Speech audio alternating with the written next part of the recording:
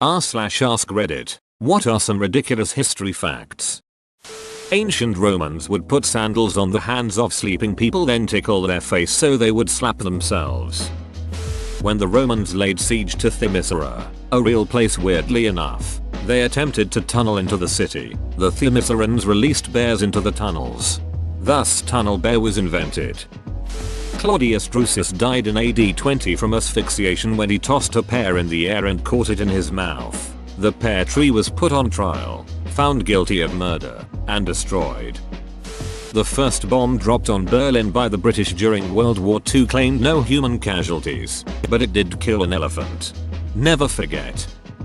The Battle of Bull Run, during the American Civil War, was called the Picnic Battle, because so many civilians from Washington went on picnics on the sidelines and watched. But once the battle actually started, and the Union started to get its ass kicked, they all ran away, running over injured soldiers and dead bodies and generally disrupting the battle. This was actually a relatively common thing during the Civil War. I know it happened at Gettysburg too.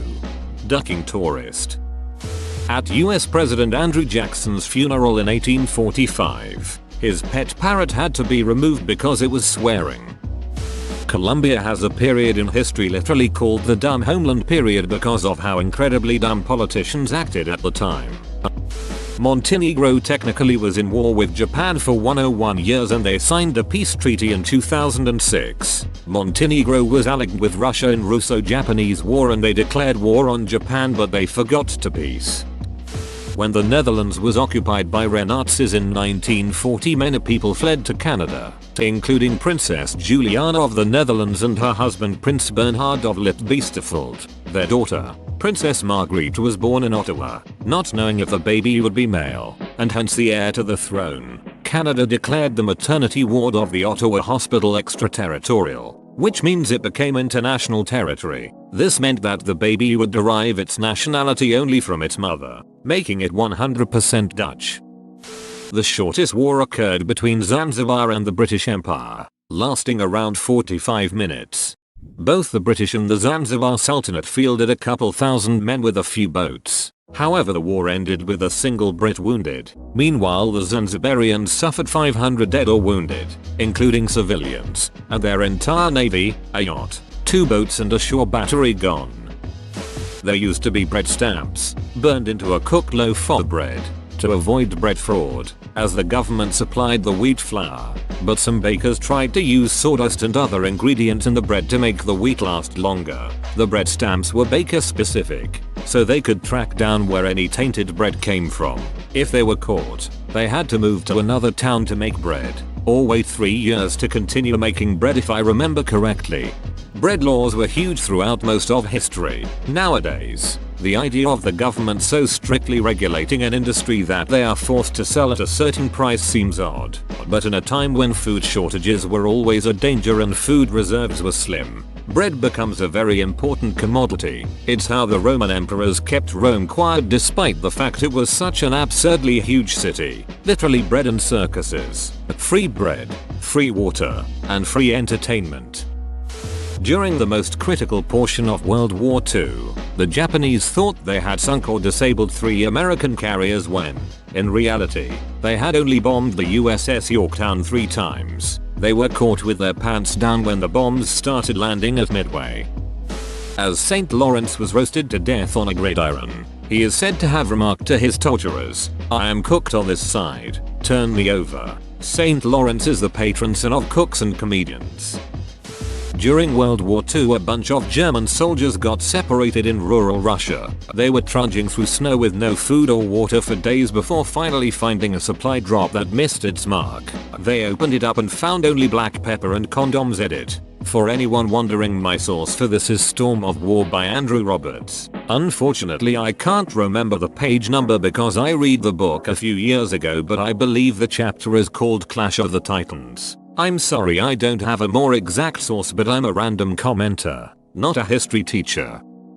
Thomas Jefferson and John Adams died on the same day, the 4th of July, 1826, the 50th anniversary of them both signing the Declaration of Independence. Adams's last words were, "Thomas Jefferson survives. He was wrong by about 5 hours." General Omar Bradley was stopped by MP during the Battle of the Bulge in World War II due to them thinking he was a Nazi infiltrator. The irony was that he was stopped because he correctly identified the capital of Illinois as Springfield when the officer thought it was Chicago. I've met plenty of people who thought Chicago was the capital of Illinois just because it's our most populated city. The longest ever US presidential inauguration speech was made by William Henry Harrison on the 4th of March, 1841. The day had terrible weather, yet Harrison chose to deliver his speech nonetheless, running 8,445 words. In fact, the speech was so long, and the weather so terrible, that Harrison caught pneumonia and died on the 4th of April, making him the shortest reigning US president ever. During the Cold War, there was an idea to drop XL condoms labeled medium onto the Soviets to make them think we were anatomically superior and be more afraid of fighting us. Easily my favorite part of American history. Ancient Greek and Roman marble statues were actually originally painted and were colorful. A lot of the statues' paint faded away and went away over time. Some people cleaned off the paint thinking it was debris or dirt, and other people just plain cleaned and removed all of the paint off of them because they preferred the look of white marble. Rome was actually a very colorful city and it wasn't all made of just boring plain white marble. I'm taking a course in classical archaeology and it's almost painful to sit through my professor discuss what the early archaeologists did. It is told, by Herodotus, that when Xerxes invaded Greece he had to build pontoon bridges, which were destroyed by a storm before completion. Xerxes was so upset at what happened that he had every engineer beheaded and sent soldiers down to whip the sea 300 times for its failure to obey him and comply with his plans. I think Dan Carlin talks about this on Hardcore History. If I remember correctly, they branded it with hot irons and threw shackles into it as well. Supposedly they also shit-talked the water, calling it briner and turbid while they beat it. Herostratus is the guy who burned down the temple of Artemis. The only reason he did it was to have his name written down in history. A law was also passed that made it illegal to write down his name for just that reason. Obviously, it is not enforced in modern times. Abraham Lincoln's son Robert Todd Lincoln was present at 3 different presidential assassinations. After McKinley, he decided not to accept any more invitations.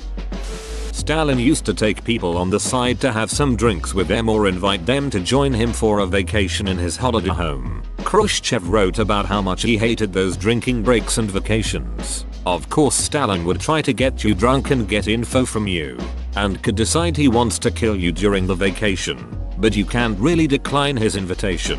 Khrushchev would also try to subtly get Stalin drunk as well and get info from him. One time during a vacation with Stalin, Stalin asked him to dance a Ukrainian folk dance in front of a bunch of people. Khrushchev hated dancing, but he had to do it.